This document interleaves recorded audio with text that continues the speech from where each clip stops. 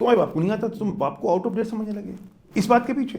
कल को बेटा AI आ जाएगा, तुम्हारा बच्चा तुमको आउट ऑफ डेट समझेगा। हनुमान का समर्पण राम के प्रति था, तो राम ने जो कह दिया हनुमान ने फॉलो किया, और आज हनुमान के बंदे ज्यादा है राम जी से। क्वाइट लिटरली आप कितनी जोर से चिल्ला सकते हो वो डिफाइन करता है कि आप कितने अच्छे मोटिवेशन स्पीकर हो। वो मुखौटा है तो मुखौटे हमने अपनी खूंटी पे टांग रखे हैं। जिस दिन जो मुखौटा है वो मुखौटा उठाया, वो पहन लिया। सेलिब्रिटीज कौन क्या कर रहा है, किसकी किससे शादी हुई, किसका किससे अफेयर हुआ नहीं हुआ, किसने कौन से कलर के कपड़े पहने थे, किसकी शादी में कौन सा लहंगा पहने, मतलब हमें क्या लेना देना। अरे कौन मर गया, कौन Exactly. क्या आफत हो गई, तुम्हारी वजह से बिगड़ रहा था क्या सब कुछ? कैकेयी की ताकत थी राम को निकालने की, घर से नहीं थी। स्वयं किए जो कर्म शुभाशुभ निश्चय ही फल वो देते, करे आप फल दिए अन्य तो स्वयं किए निष्फल होते। मैं हूं, तुम हो, मैं अपने तरीके से करूंगा, तुम अपने तरीके से करो। मेरे भाव मेरे साथ है, तुम्हारे भाव तुम्हारे साथ है। एज जो है वो बायोलॉजिकल फिनोमिना है, Right. वो अचीवमेंट नहीं है, नहीं मतलब समझ लो अकम्प्लिशमेंट नहीं है।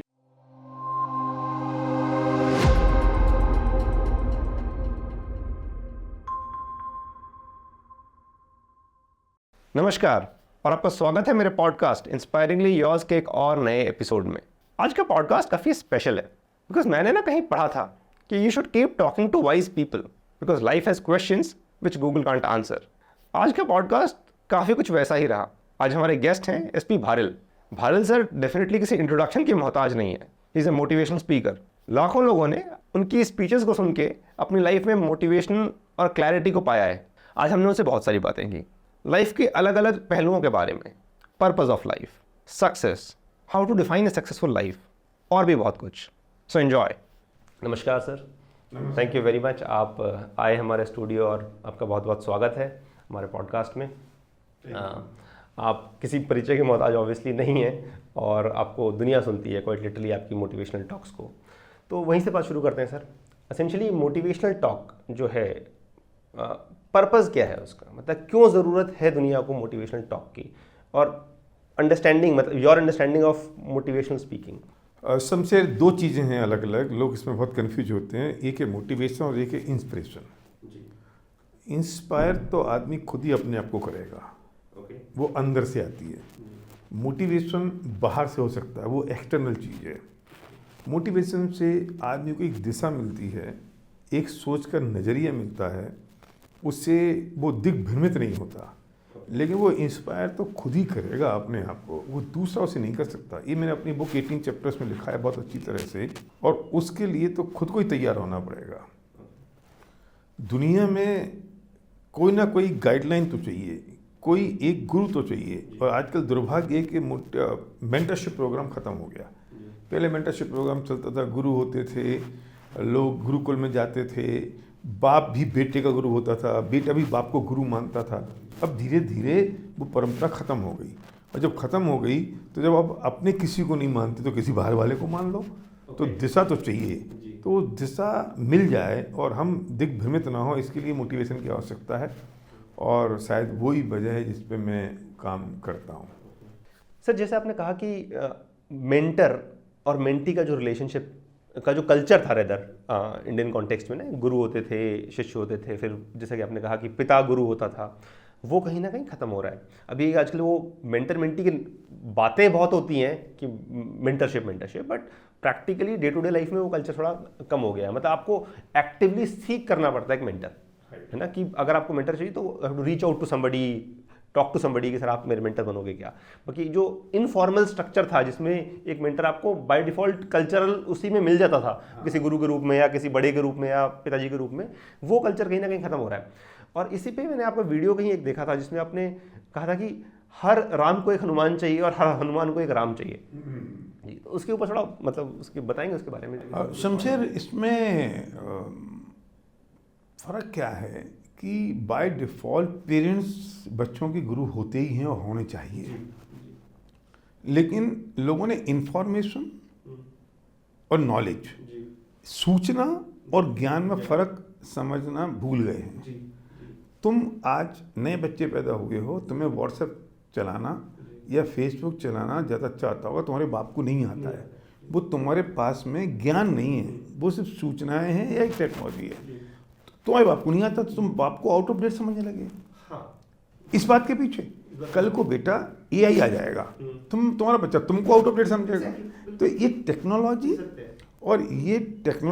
और ये इंफॉर्मेशन, मैं 40 का हूँ, हाँ, और मुझे ऐसा लगने लग गया है व्हेन आई टॉक टू 20-25 साल के कि मैं मैं अपने आप को टेक से भी मानता हूँ, इंजीनियर हूँ बाय क्वालिफिकेशन, बट मुझे लगता है कि यार मैं थोड़ा आउट ऑफ डेट होता जा रहा हूँ, मतलब समझ रहे हो ना।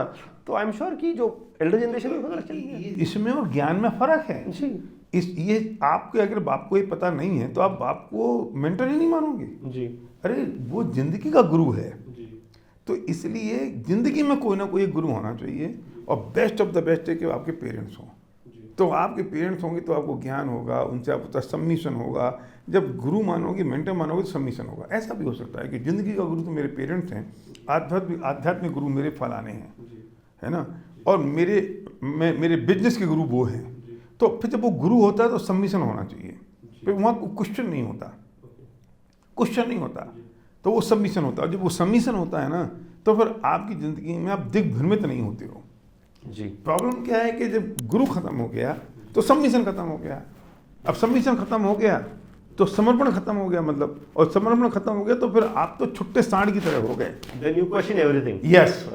तो फिर आपके पास में वो कोई गाइडलाइन ही नहीं रही, कोई थॉट प्रोसेस ही नहीं रहा, किसी पे प्रति आपका समर्पण। हनुमान का समर्पण राम के प्रति था, तो राम ने जो कह दिया हनुमान ने फॉलो किया। तो आप, और आज हनुमान के मंदिर ज़्यादा है राम जी से, तो आप क्या बनना चाहते हो? हाँ, सही कहा आपने। हनुमान जी के मंदिर ज़्यादा है, बिल्कुल ज़्यादा है जी, है ना जी। राम कितने मंदिर होंगे उनसे।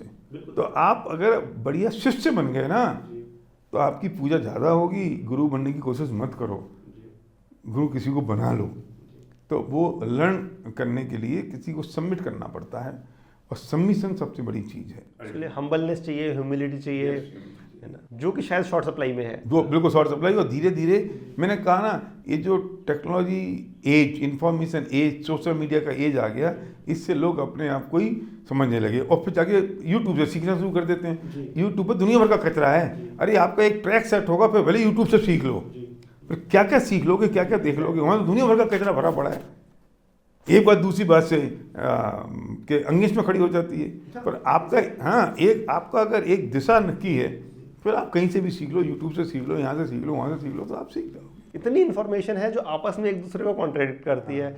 एक रिसर्च कुछ कहता है, 2 महीने बाद दूसरा रिसर्च आता है, वो उसका अपोजिट करता है। तो बोले मैं पिछले 2 महीने से क्या कर रहा था, समझ लो। और रिसर्च का तो ऐसा है कि कोई भी कहीं भी कुछ भी पब्लिश कर रहा है, बिकॉज ये जो फंडामेंटल प्रिंसिपल ऑफ लाइफ है वो कभी नहीं चेंज होंगे, नहीं चेंज होंगे। वो प्रकृति का जो नियम है वो कभी चेंज नहीं होगा, जो आध्यात्मिक नियम है वो कभी चेंज नहीं होंगे, यूनिवर्सल ट्रुथ कभी चेंज नहीं होगा। हमें उनके सबमिशन में रहने की आवश्यकता है। तो एक अच्छा मेंटर, मतलब जैसा कि आपने कहा पिताजी तो घर में होने ही चाहिए, पेरेंट्स आपके। उसके अलावा अगर किसी पर्टिकुलर फील्ड में आपको लगता है कि जैसे आध्यात्मिक गुरु ये होने चाहिए, या मतलब कोई बिजनेस गुरु ये होने चाहिए, कैसे ढूंढें? भाई पेरेंट्स पे तो आपको एक्सेस है, पर उसके अलावा आपकी कई बार पेरेंट्स ही सारे गुरु हो जाते हैं जी। अगर आप उस बिजनेस में हो तो पेरेंट्स आपके बिजनेस के गुरु भी हैं।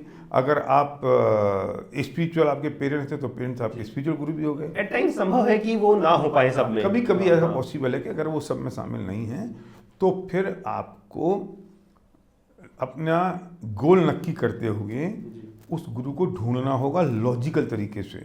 और जब एक बार लॉजिकल तरीके से तर्कों की कसौटी पे कस के गुरु पास हो जाएं तो फिर सबमिट करना होगा। फिर वो फेथ फिर नहीं डगमगाना चाहिए, फिर डाउट क्रिएट नहीं होना चाहिए। तो एक बार लॉजिकल तरीके से जरूर ढूंढने की आवश्यकता होती है, और उसके बाद फिर सबमिट कर दो। फेथ एसेंशियली वही है कि कहते हैं कि फेथ और लॉजिक फिर साथ में जाते नहीं है, मतलब नहीं। एक बार वंस यू सबमिटेड, आविष्कार करते वक्त आप तर्कों का उपयोग करो, लेकिन जब आराधना करते वक्त तर्कों का उपयोग नहीं होगा, फिर तो वो सबमिट ही करना पड़ेगा।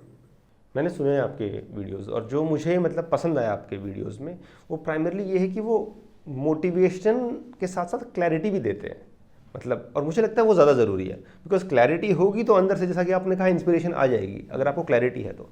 But at the same time अगर आप देखो तो आज की तारीख में मोटिवेशनल स्पीकिंग के नाम पे जो हो रहा है, मतलब क्वाइट लिटरली आप कितनी ज़ोर से चिल्ला सकते हो वो डिफाइन करता है कि आप कितने अच्छे मोटिवेशनल स्पीकर हो।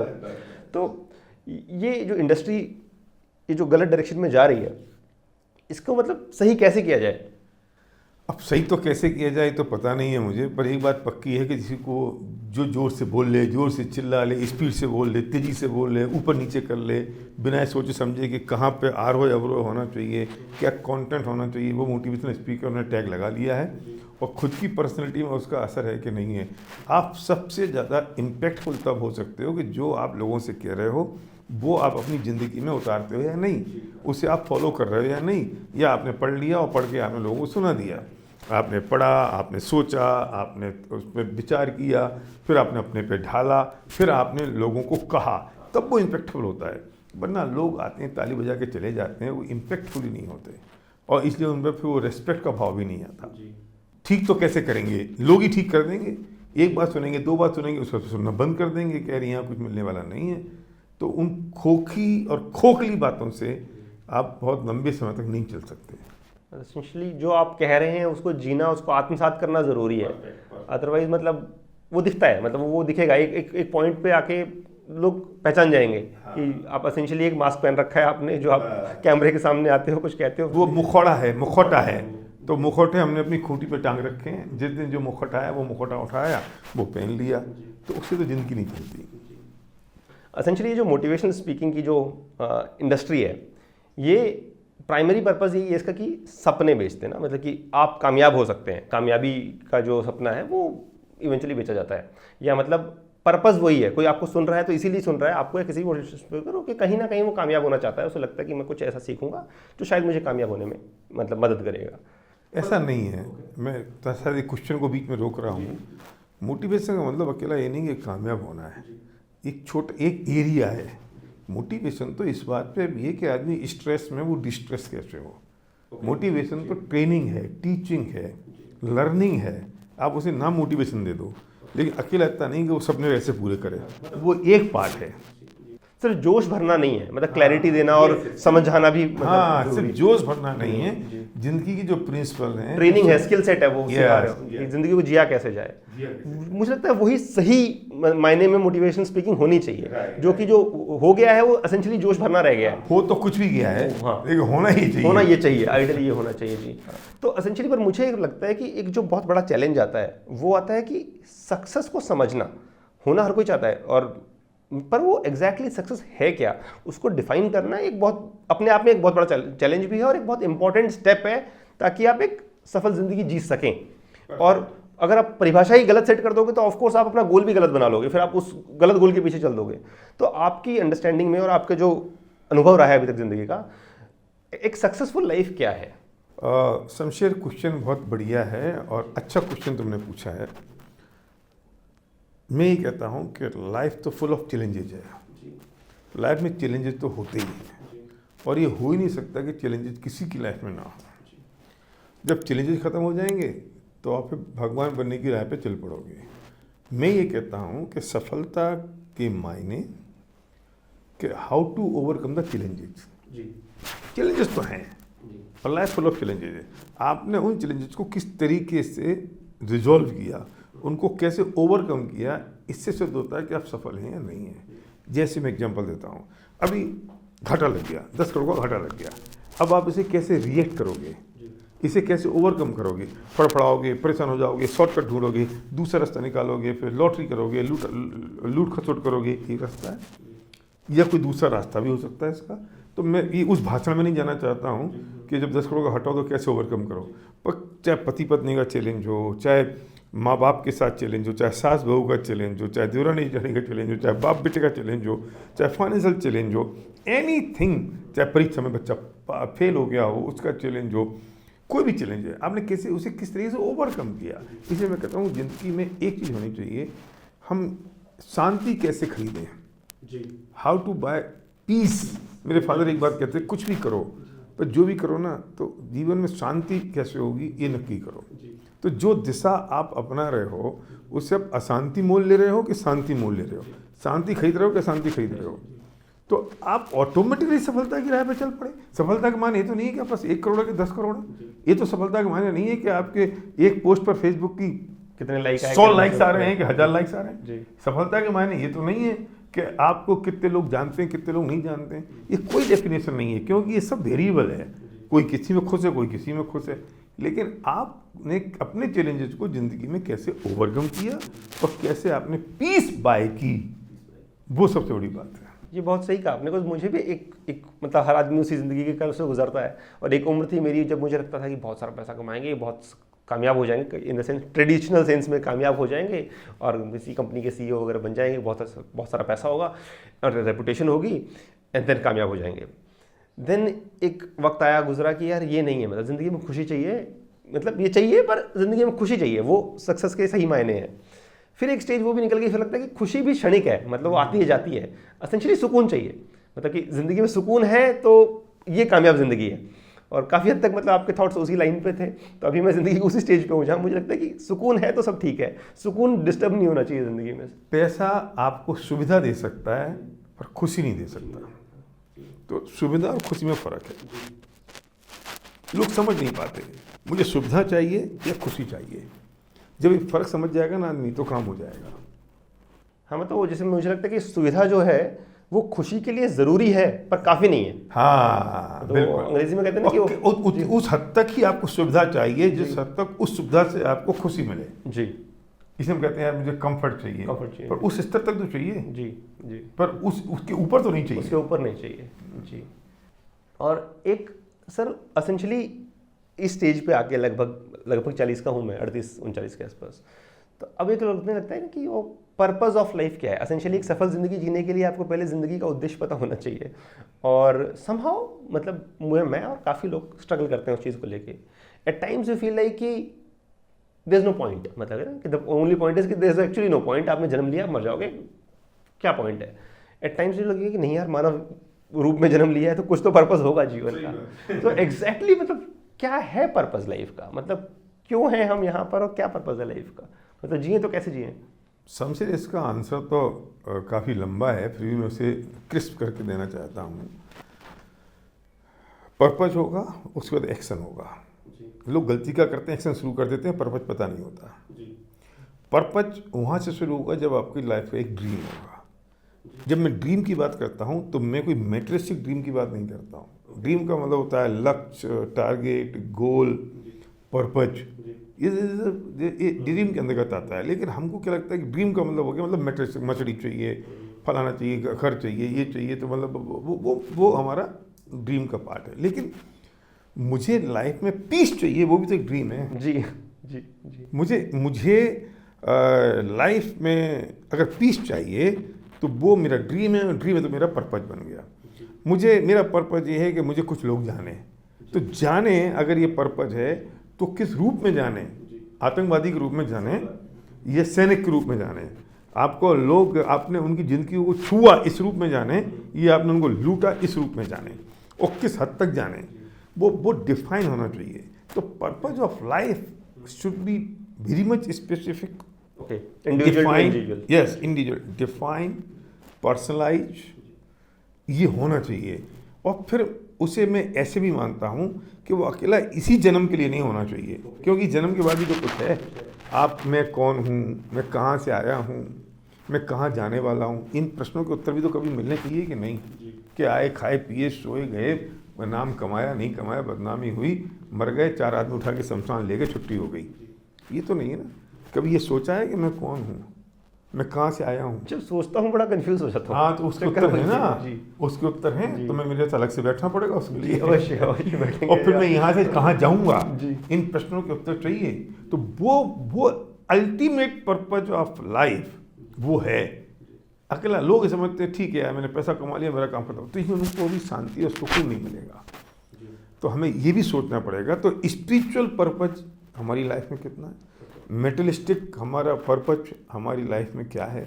Family is a important thing. हम फैमिली को भूल गए और बाकी सब चीज़ों में जुट गए, तो फिर 10 करोड़ रुपये कमा भी लिए और घर में शांति नहीं, तो 10 करोड़ आपको लगते हैं आग के समान। और घर में अगर शांति और पैसे नहीं हैं तो आपको लगता है कि यार मैं इसका करूँ चाटूँ क्या, पत्नी जो मांग रही, बच्चे जो मांग रहे हैं वो मैं दे नहीं पा रहा हूँ। इसे कहते हैं बैलेंस ऑफ लाइफ। तो आपको बहुत शांति से पीसफुली बैठना चाहिए। मुझे क्या क्या मेरे पर्पज हैं, ड्रीम है, वो जो ड्रीम है वो कन्वर्ट होने चाहिए आपके पर्पज में। फिर पर्पज बनने के बाद वो आपका बन जाएगा प्रायोरिटी, कि क्या प्रायोरिटी मेरे पास हैं तो आप अपना समय, अपना जो टाइम तो लिमिटेड है, मतलब घंटे 24 घंटे हैं और ज़िंदगी के 75 साल हैं और उसके बाद तो है नहीं। तो फिर वो जो प्रायोरिटी सेट करनी पड़ेगी। जब वो प्रायोरिटी सेट हो जाएगी तो किस में कितना टाइम डालना है, क्या डालना है, हाँ, और क्या उसको क्या अचीव करना है वो पता चल जाएगा। वरना तो आंख बंद करके दौड़ लगाते रहो, अंधी दौड़ हो जाएगी, कहीं पहुंचोगे नहीं, कुछ होगा नहीं और ज़िंदगी ख़त्म हो जाएगी। और फिर जब आईसीयू में बेड पर पड़े होंगे, उस वक्त जब घड़ियां अपनी टिक टिक की आवाज़ तेज़ हो रही होगी और सुइयां घूम रही होंगी तेज़ी से, इधर नर्स खड़ी होगी, वहाँ डॉक्टर खड़ा होगा और वो ये कह रहे होंगे कि बस अब आप पास चंद सांसें बची हैं और आपको किससे मिलना है आप बता दो, तब आपको याद आएगा कि मैंने ज़िंदगी में किया क्या। तो उससे पहले आज ही कल्पना कर लो। तो मैंने एक कविता लिखी है, मैं तो चूक गया, और वो मेरी यूट्यूब पर है और मैंने उसमें ये विजुलाइज किया है कि अगर मैं मर गया तो क्या होगा। और आज ही मैंने विजुलाइज किया कि मैं मर गया हूँ, तो जब मैं मर जाऊंगा तब तो मेरे पास वक्त ही नहीं बचेगा उस मौत को जानने का। सही बात जी। हाँ। लेकिन आज अगर मैंने मौत को जान लिया तो मुझे पता होगा कि यार ये होगा मेरे साथ, तो उसके लिए मेरी ज़िंदगी में जो मुझे करना है वो मैं कर लूँ जी। कुछ लाइनें सुनाएंगे सर उस कविता की, याद आ रही हो? वो ये सबसे इम्पोर्टेंट लाइन यही थी कि आज मौत खड़ी है मेरे सिरहाने और आज मौत को जान पाया जब वक्त ही नहीं बचा है जानने को। जब मौत खड़ी है तब इट इज टू लेट। अब हाँ जी, अब उसका तब मेरे पास क्या होगा। तो अरे मैं तो चूक गया। तब मैं सोच रहा हूँ आईसीयू के बेड, अरे मैं तो चूक गया। कि ऐसा ना हो कि मैं फिर याद करता रहूँ वही जितने रातें, रिश्ते, दोस्ती, मोहब्बत, प्यार, ये सब दिखाई दे रहा है।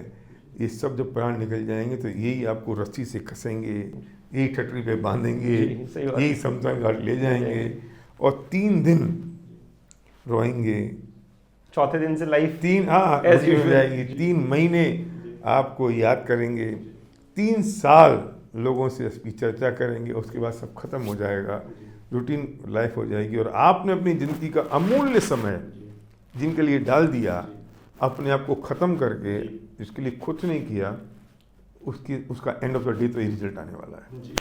इसलिए कहीं ऐसा ना हो कि मैं बाद में कहूँ अरे मैं तो चूक गया। एसेंशियली मतलब मैंने अंग्रेजी में सिमिलर उस पर एक कहावत पढ़ी थी कि it's not time which is passing by, it is life which is passing by.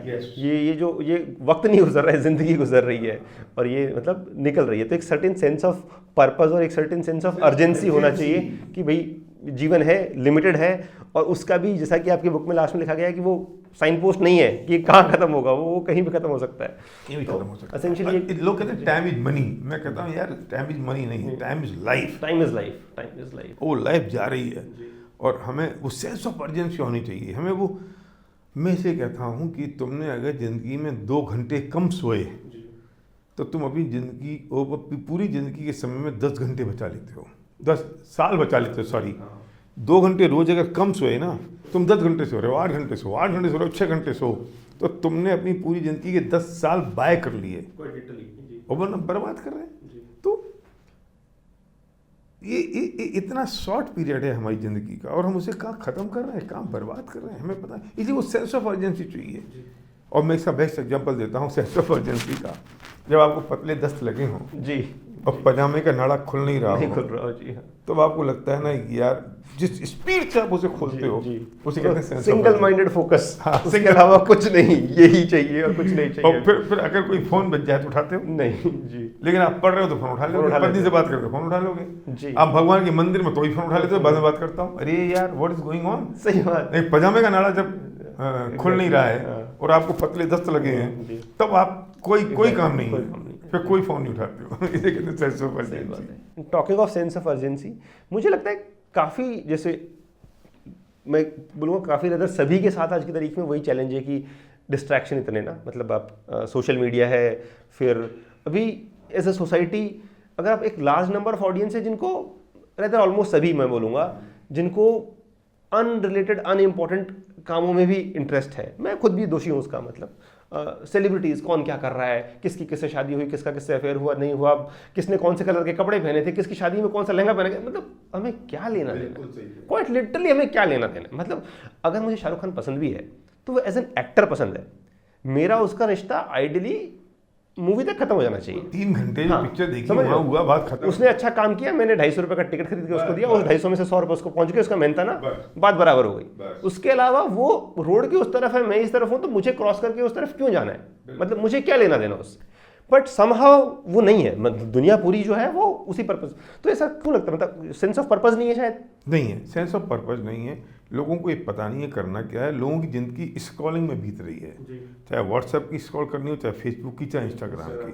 और ये एंगेजमेंट ऑफ माइंड, ये मैंने कहीं शायद कहा है, मुझे याद नहीं है, ये एंगेजमेंट ऑफ माइंड बहुत ज़्यादा हो गया है। अब हमारे पास में, मैं ऐसा कहता हूँ कि जब आप वॉशरूम जाते हो ना, पॉटी, तो आप सबसे ज़्यादा पीस में रहते हो। मैं उसे शांति निकेतन कहता हूँ मजाक में, क्या वो शांति निकेतन है, वो शांति से आप बैठे हो, कोई डिस्टर्बेंस नहीं। अब तो वहां भी लोग मोबाइल लेके पहुंचते हैं। यही मैं कहना चाहता हूँ, पत्नी की खिटखिट नहीं, पिट नहीं। तो आपको जो नए विचार आते थे वो वहाँ आते थे। बिल्कुल सच है, थॉट आपको मुझे तो आते थे, हाँ वहीं आती थी। अब क्या हो गया है, पहले लोगों ने अखबार ले जाना शुरू किया, अब लोग मोबाइल ले जाते हैं। मुझे समझ नहीं आता कि तुम शांति से कब बैठे, और वो जो नए विचारों का आवागमन था वो कब होगा, वो क्रिएटिविटी कब होगी, तुमने कब समय दिया इस ब्रेन को सोचने का कि नई चीज क्रिएट हो जाए, वो कब होगी? वो है ही नहीं, वो खत्म हो गई। फ्लैट में होती थी तो सब, चलो सब बंद हो गया, अब कर लो, लेकिन अब आपने यूट्यूब पे डाउनलोड कर लिया, फ्लैट में बैठ के वो देख रहे हो, तो अब वो विचार खत्म हो गए। इसलिए वॉशरूम में ले जाना बंद कर दो मोबाइल को।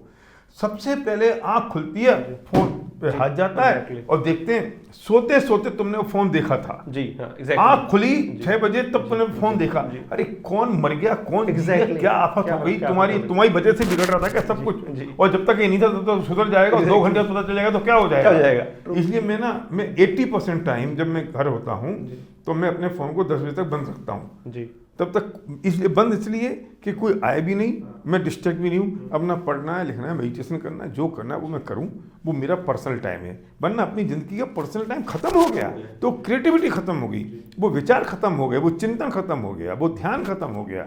तो अब लोग ना फूके फुकाए से घूम रहे हैं, जितने दिख रहे हैं ये सब फूके फुकाए हैं, और इन्फॉर्मेशन है जितनी भारी और हावी हो गई है कि वो सब इन्फॉर्मेशन तुरंत चाहिए। और क्यों चाहिए पता नहीं क्यों चाहिए। दुनिया के एक कोने में कुछ हुआ, वो अगर हमें नहीं भी मालूम चलेगा तो क्या बिगड़ जाएगा? एज्यूमिंग कि नहीं भी चलता है, हाँ। बाद में चले नहीं भी चले तो क्या हो गया? ये तो ऐसा हो गया है शमशेर कि कोई आदमी सुबह सुबह तुम्हारे घर में पूरे मोहल्ले का कचरा इकट्ठा करता है और तुम्हारे घर में डाल जाता है। अब तुम उसे बीनते रहते हो, समेटते रहते हो, पहुँचते रहते हो।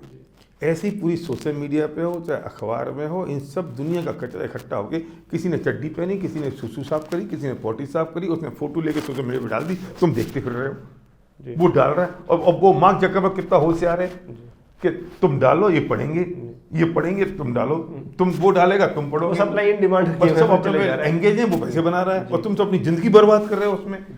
मैं नहीं कहता हूँ सोशल मीडिया बेकार है, अरे यूज करो, मिसयूज मत हो जाओ। हम मिसयूज नहीं कर रहे हैं, हमारा मिसयूज हो रहा है, हम खत्म हो रहे हैं, वो में चूस रहा है।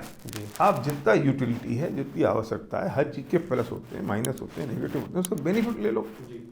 आप आउट ऑफ द ट्रैक भी नहीं रहोगे, आप आउट ऑफ द बिजनेस भी नहीं रहोगे, लेकिन उसे सीमाएं तो बांधनी पड़ेंगी, वरना ज़िंदगी जहाँ ले जा रही है वहाँ जा रहे हैं, फुटबॉल बना दी है ज़िंदगी।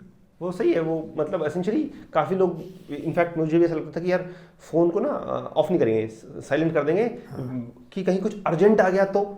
पर सच ये है कि पिछले 10-12 साल से कुछ अर्जेंट नहीं आया, आज तक नहीं आया है मुझे, कोई लिटरली 12 साल में कुछ अर्जेंट नहीं आया। मैं कहता हूँ कि जब तक ये मोबाइल नहीं था तो कौन सा अर्जेंट आता था। एग्जैक्टली। और फिर घर में और दूसरे लोग हैं ना, अर्जेंट आएगा तुमको पता चल जाएगा ना, अच्छा आ भी गया तो मैं क्या कर लूंगा, कोई मर भी गया तो मैं भी क्या कर लूंगा, वो हो जाएगा ना काम, मुझे जानकारी तो चाहिए। तो दूसरा, और बहुत ज़्यादा अर्जेंट हो ना तो एक रास्ता देता हूँ मैं, एक नंबर लो जो घर के 4 लोगों को दो, हाँ, वो और किसी, और वो नंबर अब हर फोन में 2 सिम आने लगी, तो मेन सिम बंद कर दो, वो वाली सिम चालू रखो और सबसे उन 4 से कह दो कि अर्जेंट होगा तो फ़ोन करना, मरना जी रहा है कोई, वरना मत करना। उस पर साल में एक फोन नहीं आएगा, नहीं आएगा, मगर 10 साल में नहीं आएगा। लेकिन आपका माइंड में पीस हो गई कि यार अर्जेंट होगा तो इस पे आ जाएगा, क्योंकि वो कोई भी करेगा, घर वालों करेगा, घर वाले उस पर कर देंगे, फ्री हो गए ना आप। सही बात है। पर सर समस्या वही आती है ना कि माइंड को कंट्रोल कैसे करें। मतलब अभी आपको पता है, आपने मुझे बताया, पहले भी मुझे पता है, काफ़ी लोगों को पता है, पर सच्चाई है कि फिर भी वो हो नहीं पाता है। तो मतलब वो करें कैसे, कंट्रोल कैसे करें माइंड को, जो मंकी माइंड है जो जंप मारता रहता है यहाँ से वहाँ। इसलिए नहीं हो पाता है क्योंकि वो पर्पस डिफाइन नहीं है। हम खुद जंप कर रहे हैं हमारी पर्पस में। अगर पर्पस डिफाइन है तो आप बिल्कुल स्ट्रेट फॉरवर्ड चलोगे। आपको देखो, मैं सही बताता हूँ कि जब भी आपको जयपुर से दिल्ली फ्लाइट से जाना है तो आप परफेक्ट टाइम पे जाओगे, 1 मिनट डिले नहीं करोगे। और जब कार से जाना है तो एग्जैक्टली जी, तो आप अपनी मस्ती में जा रहे हो, आधा पौना लेट हो ही जाओगे। पत्नी से कहो, पत्नी भी कही अरे आखिर जल्दी पड़ रही, चल तो रहे, और फ्लाइट से जाना होगा तो वो सब टाइम पे निकल जाएंगे। वो डिफाइन है, वो डिसाइडेड है, वो पर्पस क्रिस्टल क्लियर है, नहीं तो छूट जाएगी फ्लाइट। और यहाँ आप भीले हो रहे हो। तो आपका जब पर्पस डिफाइन होगा, जिंदगी का रिटर्न होगा और आप उस पर चल रहे होगे तो आप उन सब चीज़ों से बच जाओगे।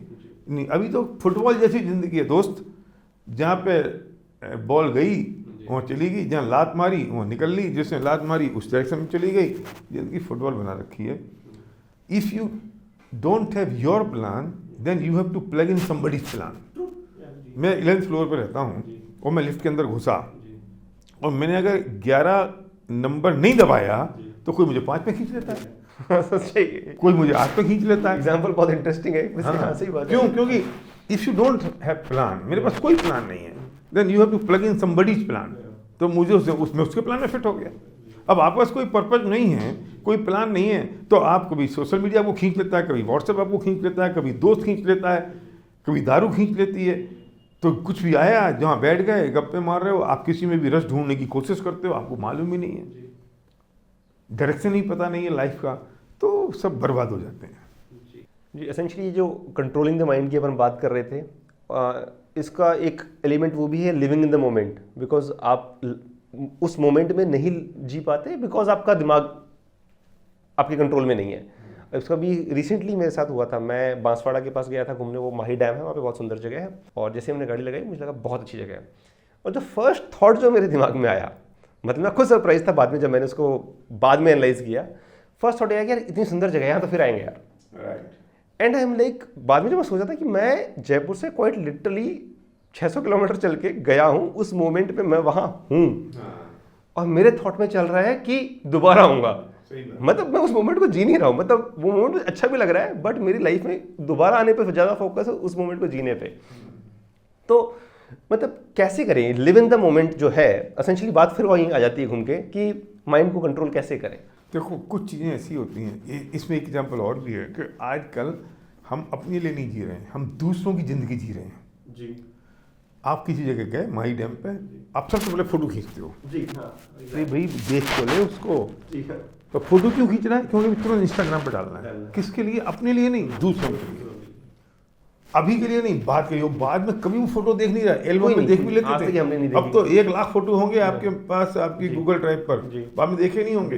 लेकिन उस पल को भी आपने छोड़ दिया इसलिए क्योंकि फोटो खींचनी है। थोड़ी देर रुक जाओ जरा, शांति रख लो, और दुनिया को देख के ये देखो कि फिर फोटो खींच के कितने लाइक आ गए, कितने लोगों ने देख लिया। बस तो हमारी जिंदगी क्या हो गई है, पीस हमने खत्म कर दी। ये होगा कैसे? कोई भी चीज़ पहले तो कॉन्शियस माइंड में आप निर्णय के लेवल पे करोगे, डिसीजन के लेवल पे करोगे कि मुझे ऐसा करना है। फिर बार बार उसके बारे में आप सोचोगे, विचार करोगे, उसके बारे में आप बोलोगे। और वो बार बार सोचने, बोलने और विचार करने से अपने दिमाग में तो वो आपके कॉन्शियस माइंड से सबकॉन्शियस माइंड में फीड होगी। जब वो सबकॉन्शियस माइंड में फीड होगी तब आपकी ज़िंदगी में वो अप्लाई होगी। तो आपका सेकंड नेचर हो गया फिर। हाँ, अभी तो हम क्या है कि अभी हमारा डिसीजन के लेवल पे भी नहीं है। अभी जब डिसीजन के लेवल पे डिसीजन तो करो कि मुझे ऐसा नहीं करना है या ऐसा करना है, वो डिसीजन होगा, फिर वो कॉन्शियस में जाएगी। और जब कॉन्शियस माइंड में जाने के बाद वो डिसीजन कॉन्शियस माइंड से ही होगा। और जब एक बार डिसीजन हो गया कॉन्शियस माइंड से, फिर बाबा रिपीटेडली उसके बारे में बात करनी पड़ेगी, बोलना पड़ेगा, कहना पड़ेगा, अनाउंस करना पड़ेगा, बोलना पड़ेगा, तो फिर वो जाके सब कॉन्शियस में शिफ्ट होगी। जैसे पत्नी से बोल दो, बच्चों से बोल दो, यार अब जहाँ जा रहे हैं ना, फोटो मोटो नहीं खींचेंगे, पहले जब उसको देखेंगे और जब पूरा देख लेंगे उसके बाद फोटो खींचेंगे। लेकिन अब आपका कॉन्शियस माइंड तो आके फोटो खिंचवा रहा है, तो आपकी पत्नी कहेगी अरे भैया आपने तो कहा था, हाँ सॉरी, फिर आप चले जाओ, क्योंकि आदत तो वो पड़ी है ना, आदत तो पड़ी है जी। तो फिर आप जेब में रख लोगे, फिर थोड़ी देर बाद आप पत्नी के डर के मारे नहीं खींचोगे, नहीं तो भूखेगी। तो इसलिए अनाउंस करना जरूरी है, अनाउंस करना जरूरी है, जोर से बोलना जरूरी है, दुनिया को कहना जरूरी है। तो उससे फिर आप उतने आप धीरे धीरे वो कॉन्शियस से सबकॉन्शियस में जाएगी, और सबकॉन्शियस से वो आपका नेचर बन जाएगा, और फिर आपको आदत पड़ जाएगी। सही टिप है, ताकि आपने पब्लिकली अनाउंस कर दिया तो फिर अब आपके लिए खुद के लिए एक वो कहते हैं ना, एक वो झिझक हो गई कि अब मैं नहीं कर सकता इसको, बिकॉज मैं पब्लिकली बोल चुका हूँ। जैसे कि ये लोग गोल को भी अगर आप पब्लिकली अनाउंस कर दो तो फिर एक एक्सटर्नल मोटिवेशन आ जाती है कि अब मुझे अचीव करना है। पब्लिकली अनाउंस करो, फिर पब्लिक के प्रेशर में आप करना शुरू कर दोगे।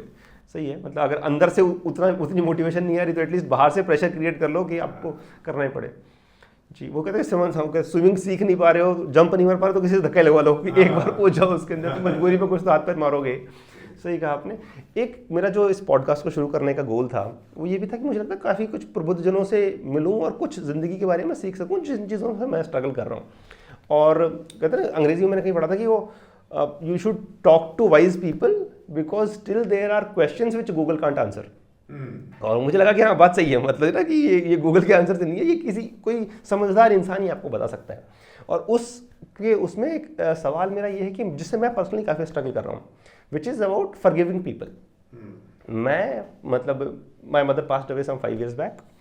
उसके बाद काफ़ी रिश्तों में काफ़ी गड़बड़ हुई। मतलब मेरे क्लोज रिश्ते बहुत अच्छे हैं, मतलब मेरे पिताजी से, मेरे भाई से, मेरे ससुराल से, उनसे मुझे किसी तरह का कोई चैलेंज नहीं है। बट जो थोड़े डिस्टेंट रिश्ते हैं ना, चाचा ताऊ मामा, एक्सटेंडेड फैमिली जो है, वो काफ़ी बिगड़े।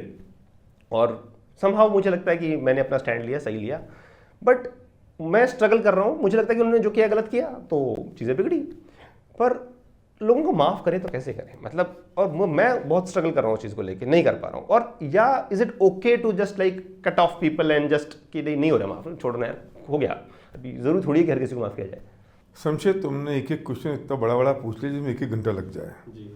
मैं फिर भी जवाब दूंगा सर कि मैं आपका ना सेशन पूरा का पूरा नहीं मैं जरूर दूंगा आंसर। मेरे यूट्यूब पे इसके बारे में 2-3 वीडियो हैं, माफ़ी कैसे मांगे, लोगों को माफ़ कैसे करें, क्षमा किसे कहते हैं, क्षमा कैसे करें, डिटेल में। पर्सनली माफ़ी मांगने में दिक्कत नहीं होती, पर माफ़ी करने में मुझे दिक्कत हो रही है, काफ़ी हो रही है। अब मैं 2 बातें कहना चाहता हूँ। हम हमेशा सोचते हैं कि I am right, you are wrong, पर वो ही सोचता है I am right, you are wrong.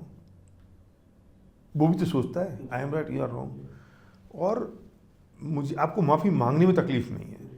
जब आप माफ़ी मांगते हो ना, तो आपने अपनी ईगो को आपने 0 कर दिया जी। लेकिन जब आपने किसी को माफ़ किया तो आपने अपनी क्रोध कसाय को कम किया। ये कसाय तो मेरी कसाय क्या होती है? कसाय मतलब जैसे क्रोध, मान, माया और लोभ, इन्हें कसाय कहते हैं। कसाय मतलब जो आत्मा को कसे, जो आत्मा को दुख दे। तो क्रोध जो है ना, ये मुझे दुख देता है, तुम्हें नहीं। मैंने तुम पे क्रोध किया तो उसने दुख किसको दिया? मुझको दिया, मतलब जिसने किया उसको दिया, जिसने किया उसको किया। तो क्रोध ने मुझे दुख दिया ना, तुम्हें तो ये मेरी कसाय है। और अब मैं अगर किसी को माफ़ नहीं कर रहा हूँ ना, तो ये मेरी प्रॉब्लम है, उसकी नहीं है। और मैं मान रहा हूँ उसने गलती की, पर ये तो मैं मान रहा हूँ ना, वो थोड़ी मान रहा है।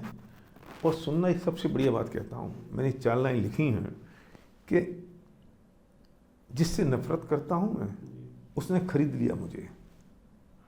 जिससे नफरत करता हूँ उसने खरीद लिया मुझे। मैं 24 घंटे उसी के बारे में बात करता रहता। और जो मुझसे मोहब्बत करता है मुझे याद ही नहीं करता।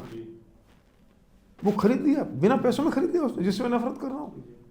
अरे किसी को माफ़ कर दिया, किसी से माफ़ी मांग ली, और ज़िंदगी मैंने खरीद ली। किसी को माफ़ कर दिया और किसी से माफ़ी मांग ली। क्षमा वीरों का आभूषण है। जो क्षमा करते हैं वे वीर होते हैं, डरपोक नहीं, क्योंकि उनका चारित्रिक शक्ति उनकी पावरफुल है। वो कैरेक्टर वाइज बहुत स्ट्रांग हैं। और जिनने माफ़ी मांग ली, मैं फिर कहता हूँ इसे ऐसे समझो कि जिनने माफ़ कर दिया वे वीर हैं, और जिनने माफ़ी मांग ली वे कैरेक्टर वाइज बहुत स्ट्रांग और पावरफुल हैं। क्योंकि मैंने माफ़ कर दिया, कोई बात नहीं, तुमने गलती की, मैंने माफ़ कर दिया। अगर माफ़ नहीं किया तो सज़ा कौन भुगत रहा है? मैं। मतलब क्योंकि कसाय तो मेरी पनप रही है, दुखी तो मैं हो रहा हूँ, उसे तो पता ही नहीं है। उसे तो मालूम ही नहीं है कि मैं कितनी अपनी कसाय में जल रहा हूँ, तो मुझे क्या फर्क पड़ता है। और ये सारा तो मेरे कर्मों का दोष है ना, जो मैंने कर्म पूर्व में किए थे वे कर्म मेरे उदय में आए। तुमने मुझे थप्पड़ मारा है ना, तो तुमने मारा, तुम में ताकत है मारने की, तुम में शक्ति है नहीं है, ये तो मेरे पूर्व में ऐसे कर्म थे जिसकी वजह से तुमने मुझे थप्पड़ मारा, मेरे कर्मों को मैंने भोगा, तुम तो उसमें सिर्फ निमित्त थे। कोई तो होगा, तुम नहीं होते तो ये होता, ये नहीं होता तो ये होता, ये नहीं तो ये होता, पर तुम्हारा एक नक्की था तो तुमने मुझे थप्पड़ मार दिया। केकई की ताकत थी राम को निकालने की, घर से नहीं थी, ये तो राम के पूर्व के कर्म ऐसे थे तो केकई तो निमित्त बन गई, नहीं तो किसी क्या ताकत है। केकई चाहती तो भरत को निकाल देती, केकई चाहती तो किसी और को भी निकाल देती, तो केकई ने कहाँ चाहा, तो किसी और की ताकत नहीं है, ये मेरे अपने कर्मों का फल मैं भोग रहा हूँ और कोई ना कोई निमित्त है, और मैं हमेशा निमित्तों पे आरोप देता रहता हूँ और मैं परेशान होता रहता हूँ, किसी और का कारण है ही नहीं, चाहे अच्छा हो चाहे बुरा हो।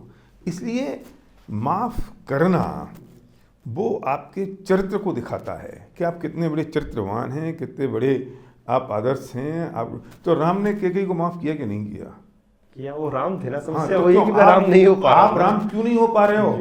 राम की सोच और आपकी सोच अलग क्यों हो जाती है, और आप नहीं होने में अपना विनिंग फॉर्मूला मान रहे हो कि मैं राम नहीं हूं इसलिए माफ नहीं कर रहा हूं। आप राम हो, क्यों नहीं हो, वो आपने उसे विनिंग फॉर्मूला पकड़ लिया, मैं राम नहीं हूं ना इसलिए मैं गलत काम कर लूं। अरे कैसी बात कर रहे हो, ये विनिंग फॉर्मूला हो गया। नहीं भी हो तो एटलीस्ट बनने की कोशिश तो करो। हाँ, बनने की कोशिश करो। राम नहीं हो तो राम जैसा बनने की कोशिश करो, तब तो जीवन में वो होगा, तब तो हम राम के पथ पे चल पाएंगे। तो राम की पूजा करने की जरूरत क्या है? फिर पूजा करने का फायदा क्या है? हम उनके पथ पे भी नहीं चल पाए। नहीं, वो तो भगवान है, उनकी जाने दो। क्यों जाने दो? तो क्यों रोज मंदिर जाते हो भगवान को पूजने के लिए? आवश्यकता क्या थी फिर उनकी? तो इसलिए माफ करना वो हमारी महानता है, वो महान नहीं होगा। ठीक है, इसलिए मैं ये कहता हूँ, मैंने अपनी 18 चैप्टर्स में लिखा है, कभी टिट फॉर टैट नहीं करना, tit for as it is करना। मैंने अपनी ज़िंदगी में किसी के साथ टिट फॉर टैट नहीं किया, always tit for as it is. तुमने मेरे साथ कुछ भी गलत कर दिया होगा, मैं वही करूँगा जो मैंने किया, क्योंकि वो तुम्हारा करेक्टर था और ये मेरा करेक्टर है। तुमने मुझे थप्पड़ मारी, मैंने तुमको थप्पड़ मार दिया, तो टिट फॉर टैट हो गया ना। तो why tit for tat? Tit for as it is. मैं वही हूँ जो हूँ। हाँ, मैं जो हूँ मैं वो हूँ, तुम जो हो वो तुम हो। तुमने अपना करेक्टर दिखाया, मैंने अपना करेक्टर दिखाया। अदरवाइज मैं मेरे करेक्टर पे तुम्हारा करेक्टर हावी हो गया और मैं तुम जैसा हो गया जी, तो ये तो नहीं होना चाहिए। वो तो एक तरीके से आपकी हार हो गई ना, मतलब हाँ, अगर आप बदल गए तो फिर तो मैं तुम्हारे जैसा हो गया ना। तो इसलिए मेरी ज़िंदगी के 1000 एग्जाम्पल ऐसे होंगे कि जिन लोगों ने मेरे साथ बुरा किया और मैंने उनके साथ कुछ नहीं किया, बुरा नहीं किया, जैसा मैं था वैसा हुआ, और 2-5 साल के बाद भी वापस मेरे सबमिशन में आ गए, भी बिल्कुल वैसे हो गए, नहीं हम गलत थे और आप सही थे। तो क्या फ़र्क पड़ता है? मेरे परिणाम मेरे भाव मेरे साथ हैं, उसके परिणाम उसके भाव उसके साथ हैं। मुझे मेरे भावों का फल मिलेगा, उसको उसके भावों का फल मिलेगा। मेरे कर्म मेरे भावों से बनेंगे, उसके कर्म उसके भावों से बनेंगे। क्या फ़र्क पड़ता है? एसेंशियली वही गलती को माफ़ करना मुझे लगता है कंपैरेटिवली आसान है, पर वही फिर बात वही आएगी कि आप गलती मान रहे हो, डिफाइन कैसे करोगे? हाँ, डिफाइन कैसे करोगे? आपके हिसाब से गलती है। I am right, you are wrong. मुझे लगता है कि दगे को माफ करना ना बड़ा मुश्किल। किसको? दगा, मतलब जो धोखा जिसको कहते हैं। दगा आप मान रहे हो ना, धोखा वो नहीं मान रहा है ना, और वो भी मेरे कर्मों का उदय तो है। दूसरे की क्या ताकत है मुझे धोखा देने की? मैं मेरी कर्म तो भुगत रहा हूं। स्वयं किए जो कर्म शुभाशुभ निश्चय ही फल वो देते, करे आप फल दिए अन्य तो स्वयं किए निष्फल होते। जो मैंने कर्म किए हैं उसका फल मुझे मिलेगा। मैं कर्म करूं, फल आप दो, तो मेरे कर्म बेकार हो गए ना जी, तो वो बेकार हो गए। तो आप धोखा मान रहे हो, उससे पूछे जाओगे तो वो कहेगा मैंने कहाँ धोखा दिया, मैं तो सही किया इनके साथ। ये तो पर्सपेक्टिव है ना, नजरिए का फर्क है। तो और हम अपने हमेशा अपने नजरिए से देखते हैं कि I am right you are wrong, और ये जो मैं कहता हूँ ना I am right you are wrong, ये मेरी स्टोरी है, और स्टोरी क्रिएटर कौन है? मैं। तो जब मैं अपनी स्टोरी क्रिएट करूंगा तो इसका हीरो कौन होगा? मैं। तो मैंने स्टोरी क्रिएट की, मैं हीरो हो गया, मैंने अपना वो सही कह दिया, दूसरे को गलत कह दिया। ये तो बेवकूफ़ी की बात है। तो मुझे इसका निर्णय करने की आवश्यकता नहीं कि कौन सही है कौन गलत है। जो हो गया वो हो गया। मैं हूँ, तुम हो, मैं अपने तरीके से करूँगा, तुम अपने तरीके से करो। मेरे भाव मेरे साथ हैं, तुम्हारे भाव तुम्हारे साथ हैं। ये तो बात तो आपने सही कही थी कि ना उसने खरीद लिया मुझे। मतलब अभी मैं सोच रहा हूँ ना कि इस कॉन्वर्सेशन में वो क्यों आए, इसीलिए आए बिकॉज उन्होंने मेरे दिमाग में एक सर्टेन टाइम ऑक्यूपाई कर रखा है ना मेरा जिंदगी में, अदरवाइज क्या जरूरत थी उनको यहाँ आने की। आज इतने इंपॉर्टेंट टॉपिक पे हाँ। और इतने इंपॉर्टेंट टाइम पे वो याद आ गए, तो मतलब उनने हमें खरीद लिया। और कहीं जो हमसे मोहब्बत करते हैं हम उन्हें याद नहीं करते। वो नहीं आए इसमें, वो नहीं आए इन बातों में, पर वो आए उन बातों में। तो मतलब जिससे मैं नफरत करता हूँ उसने खरीद लिया मुझे, मैं बिक गया, उनके हाथों बिक गया। जिनसे नफरत करता हूं उनके हाथों बिक गया मैंने सिर्फ इतना सा किया, किसी से माफी मांग ली, किसी को माफ कर दिया और अपनी जिंदगी खरीद ली। एटलीस्ट अपनी जिंदगी खरीद ली खुद।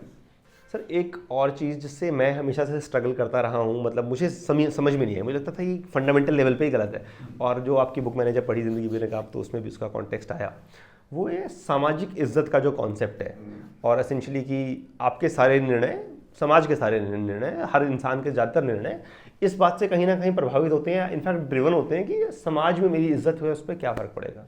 और मुझे लगता है वो पूरा फ्यूटाइल है, वो पूरी एक्सरसाइज ही फ्यूटाइल है। मतलब eventually why should it matter in the first place, फ़र्क पड़े क्यों। एंड देन मैं तो इनफैक्ट आई नो पीपल जो मतलब इस लेवल तक ऑब्सेस्ड हैं कि एक बहुत ही क्लोज रिलेटिव हैं जिनकी इच्छा है कि मेरी मरने के बाद मेरी मूर्ति लगाई जाए, समझ रहे हो। और वो मतलब अभी से उन्होंने तैयारी कर ली है उसकी, समझ रहे हो ना। इतना सबके सामने बोल बोल के इतना प्रेशर क्रिएट कर दिया है कि बना देना, नहीं तो अच्छा नहीं होगा। मतलब समझ रहे ना कि मेरा इतना सम्मान करना, मेरी इच्छा की पूर्ति करना। अभी एक युवा जनरेशन अपने रेस्पेक्ट में बनाए, वो उनकी इच्छा है, मतलब उसमें मुझे दिक्कत नहीं है। पर मुझे लगता है कि अगर आप खुद ये चाहते हो, मतलब और आप अपनी ज़िंदगी के आखिरी 8-10 साल अभी आप स्वस्थ हो, अच्छे हो, मतलब ऐसा भी नहीं कि अभी आप कहीं जाने वाले हो, और आप उससे ऑब्सेस्ड हो कि मेरी मूर्ति लगनी चाहिए, मेरी मूर्ति लगनी चाहिए ताकि लोग मुझे याद रखें, मतलब तो ये क्यों है। मतलब और ऑफकोर्स मैं मानता हूँ कि ज़रूरत नहीं है इसकी, बट ये क्यों है। मतलब आदमी अपने आप को अगर समझाए तो कैसे समझाए कि ये गलत है।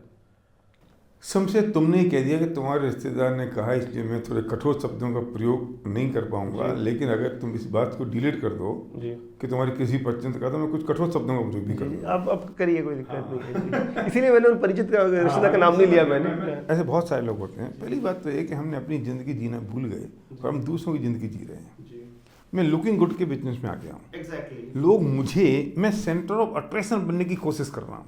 लोग मुझे देखें, और ज़िंदगी में अगर सेंटर ऑफ अट्रैक्शन बनने की कोशिश बंद कर दी तो तुम्हारा यही मुफ्त हो जाएगा। मैं कपड़े इसलिए पहनता हूँ अच्छे कि मैं कैसा दिख रहा हूँ, किसी को फुर्सत ही नहीं देखने की। मैं अच्छा इसलिए खा रहा हूँ क्योंकि कोई आके देखेगा तुम क्या खा रहे हो। मैं जब होटल में खाना खाता हूँ तो मैंने पूरा मेन्यू पढ़ के ये नक्की किया कि मुझे क्या ऑर्डर करना है। मेरा खाना आता है, उसके पहले मैं अगल बगल दूसरी टेबल पर देखता हूँ। मुझे लगता है यार बहुत ज़्यादा अच्छा लग रहा है, बहुत ज़्यादा अच्छा लग रहा है। मैं क्या कर रहा हूँ, मैं दूसरों की ज़िंदगी जी रहा हूँ, और मैं अब ये कोशिश कर रहा हूँ कि सब लोग मैं सेंटर ऑफ अट्रैक्शन बन जाऊँ, सब मुझे देखें। तो कोई देखता नहीं है। एक ज़िंदगी, मैंने कहा था ना शुरू में कि मैं कहाँ से आया हूँ, कहाँ जाऊँगा, मैं कौन हूँ। अगर ये पता लग गया कहीं जाऊंगा, तो ये जीवन तो, आत्मा तो इस जन्म के बाद भी है ना। ये तुम्हारे परिणाम, तुम्हारे भाव, तुम्हारे कर्म ही निश्चित करेंगे तुम कहाँ जाओगे। ऐसा तो है नहीं कि इसी वक्त खत्म हो गया, जीरो हो गया, मर गए आप। मरने के बाद आपको पता ही नहीं चलेगा कि आपकी मूर्ति कहाँ लगी है, कहाँ नहीं लगी है, किधर गए हो, किधर नहीं गए हो। और उसके बाद ये हो सकता है कि आप कुत्ते बन जाएं और फिर आपको सुसु आए और आप अपनी मूर्ति के ही पिलर पे जाके सुसु कर दें। और किस बात की इच्छा है कि लोग जानेंगे, किसको जानेंगे, किसको पहचानेंगे, कौन जानेगा, कौन पहचानेगा, कौन आपको समझेगा कि आप कौन हो। और उसके बाद क्या हो जाएगा, कोई जान भी जाएगा तो पर्पस तो वही है कि जान भी जाएगा तो क्या हो जाएगा, क्या हो जाएगा तो क्या। आज मैं जिंदा हूँ, कोई मुझे जानता है तो मुझे थोड़ी खुशी होती है। मैं अपनी बात बताता हूँ कि कई बार ऐसा लगता है जब बहुत सारे लोग एक साथ आ जाते हैं फ़ोटो खींचने के लिए, ऑटोग्राफ के लिए, मुझे लगता है यार थोड़ी शांति चाहिए, हटा दो। और पहले क्या लगता था, लोग आए, फ़ोटो खींचे, लगे, लोग अपने घर में फ़ोटो लगाएं। अब क्या लगता है, अरे यार क्यों कर रहे हो, रहने दो। ये इच्छाएँ इतनी कमज़ोर हैं कि अब थोड़े दिन में पलटती रहती हैं, बदलती रहती हैं। आप जितने भी सेलिब्रिटी फिल्म स्टार हैं वे इस बात से परेशान हैं कि हर कोई आ जाता है, और हम इस बात से परेशान हैं हमारे पास कोई आता नहीं है। तो क्या होना चाहिए? और गांधी जी की आज मूर्ति पूरी दुनिया में लगी हैं, तो गांधी जी के पुण्य का उदय है। अरे गांधी जी को तो पता भी नहीं है, वे बैठे होंगे स्वर्ग में, उन्हें मालूम भी नहीं है मूर्तियां लग रही हैं। पुण्य का उदय किसका है? ये उसका है जिसको वो मूर्ति देख के खुशी मिल रही है जी। और उसके पाप का उदय है जिसको वो मूर्ति देख के दुख हो रहा है। गांधी जी को कुछ भी नहीं है, गांधी जी को कुछ भी नहीं है उसमें। हाँ, आपकी मूर्ति लगी, आप चले गए, आपको कुछ भी नहीं है, आपको मालूम भी नहीं है, लेकिन आपके बच्चों को अगर खुशी हो रही है तो उन बच्चों के पुण्य का उदय, उनके यश कीर्ति का उदय। और आपका जो पड़ोसी है उसे देख के तकलीफ हो रही तो उसके पाप का उदय, उसके अपयश कीर्ति का उदय। आपको कुछ भी नहीं है जो मूर्ति बनवा के चले गए। सोचो तो सही, इतना भी आगे नहीं सोचते हैं, इतना आगे भी हम जा नहीं पाते हैं। हमें समझ 2000 का नोट बंद हो गया, तो गांधी जी को कोई फर्क नहीं पड़ा। गांधी को क्या फर्क पड़ा? हमारी फोटो छपी हुई थी अभी बेकार हो गए, तो गांधी जी का अपमान हो गया। ऐसा नहीं, गांधी जी को क्या फर्क पड़ रहा है, हो गया ठीक है। कीमत क्या है? जब 2000 का नोट था तब आप बहुत संभाल के रखते थे, जिस दिन बंद हो गया तो वही 2000 का नोट आपके लिए पाप का कारण बन गया।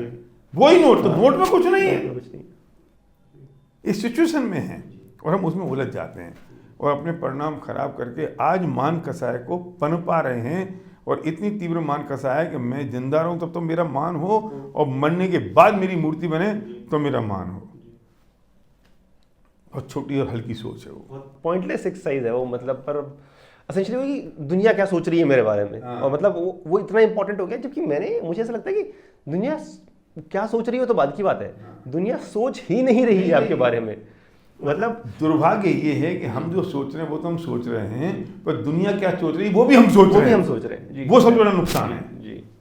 एक बुक है, मैं काफ़ी फेवरेट बुक है, फाउंटेन हेड करके इंग्लिश में। तो उसमें एक हीरो है, एक ऑफ कोर्स मतलब एंटागोनिस्ट है, मतलब विलेन नहीं है वो, बट एसेंशियली वो दुनिया के तौर तरीकों में ज़्यादा कामयाब है, हमारे जो हीरो है होवर्ड रोक उससे।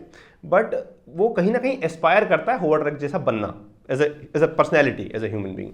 तो एक बार उनका कुछ तो कॉन्फ्रंटेशन हो रहा होता है, वो एग्जैक्टली बोलता है उसमें कि what do you think of me,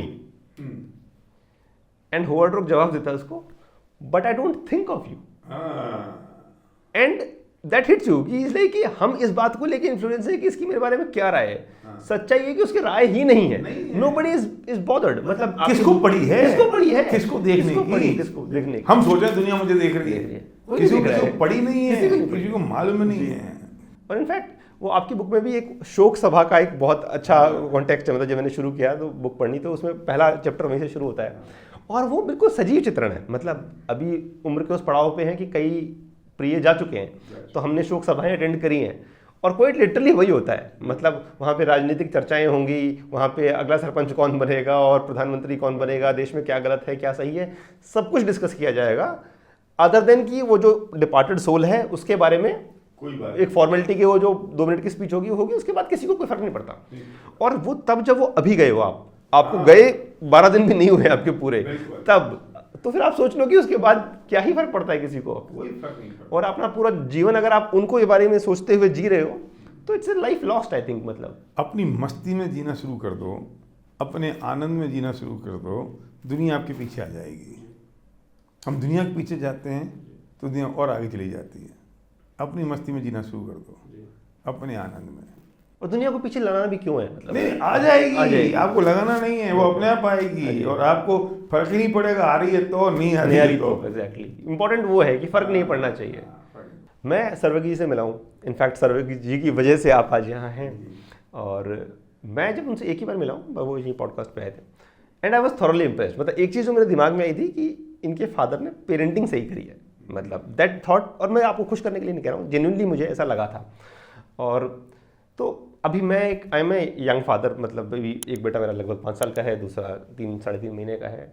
अभी तो ऑब्वियसली उनके साथ खेलने में ही आपको एंजॉयमेंट मिलता है, आपको लगता है कि सब ठीक है, बट एक सेंस ऑफ रिस्पॉन्सिबिलिटी भी आपको समझ में आता है कि when they grow up as a father, आपकी जिम्मेदारी है कि ये एक अच्छे इंसान की तरह ना ग्रो करें, एक जिम्मेदार इंसान बने।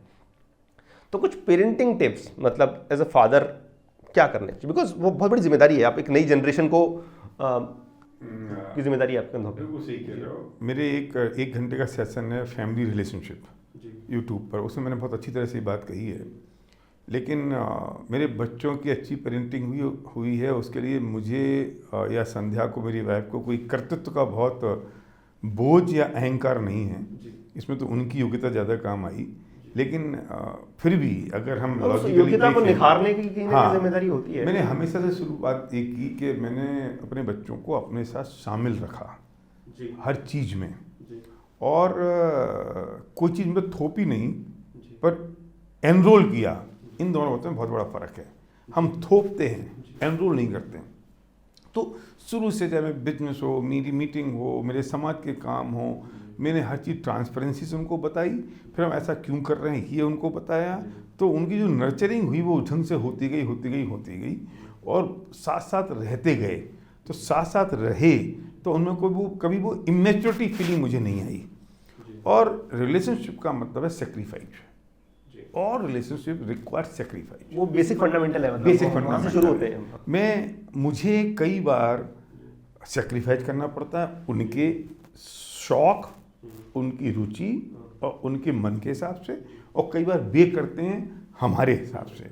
तो हम साथ साथ रहते हैं, हम साथ खेलते हैं, साथ घूमने जाते हैं, साथ मस्ती करते हैं, साथ में बैठते हैं, गप्पे साथ में लगाते हैं। हमारे साथ कोई बहुत फादर सन के लिए वो कर पाना अपने आप में बहुत बड़ी बात, अकम्प्लिशमेंट है वो। हम आपस में ही दोस्त हैं, कहने के लिए नहीं। हमारे कोई दूसरे बाहर दोस्त बहुत कम होंगे।